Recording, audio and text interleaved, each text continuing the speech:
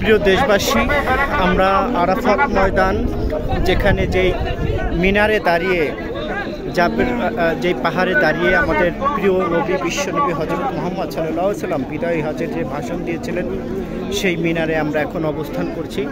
আপনারা দেখেন যে সেই মিনার যেই মিনারে সেখানে আমরা যেই পাহাড়ে উঠেছি এই পাহাড়ে দেখার চেষ্টা করছি যে আমরা আরাফাত ময়দানের যেই দৃশ্য সেই দৃশ্য আপনাদেরকে দেখাচ্ছি। দেখুন যেখানে লক্ষ লক্ষ মানুষের সমাগম হয়, কোটি কোটি মানুষ যেখানে ইসলামের যে নিদর্শন যে ইতিহাস সেই ইতিহাসের সাথে তারা উপভোগ করেন এবং বিশ্ববাসীকে জানিয়ে দেন।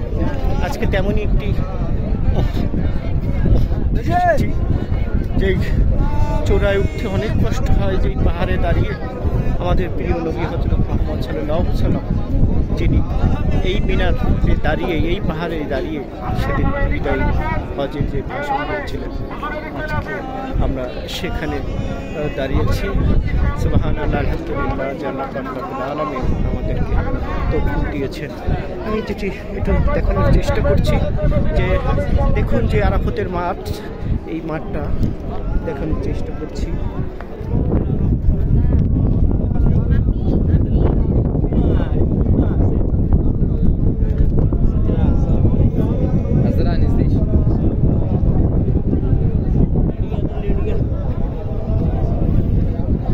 যেখানে চারপাশে শুধু পাহাড় আর পাহাড়, আর এই যে আরাফাতের যে ময়দান, এই ময়দানে আপনারা না আসলে অনেক কিছু উপভোগ করতে পারবেন না।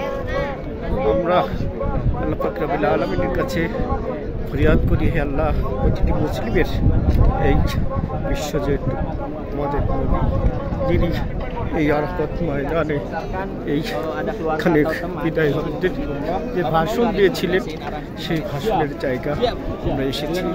আপনারা আমাদের জন্য দোয়া করবেন। আমি ঘুরে ঘুরে দেখানোর চেষ্টা করছি। দেখুন আল্লাহ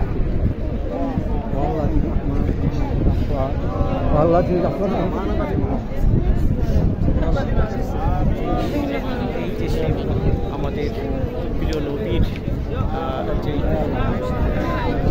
মিনার,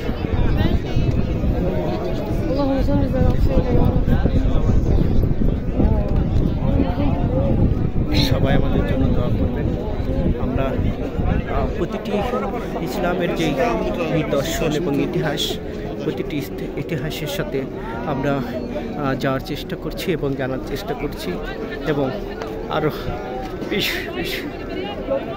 ইসলামকে মানুষের মাঝে প্রচার করার। এইখানে থেকেই দাঁড়িয়ে নবী সাল্লাল্লাহু আলাইহি ওয়াসাল্লাম তিনি বিদায়ী হজ যখন দিয়েছিলেন তখন ওনার সাহাবারা বিভিন্ন দেশে ইসলাম প্রচার করার জন্য তিনি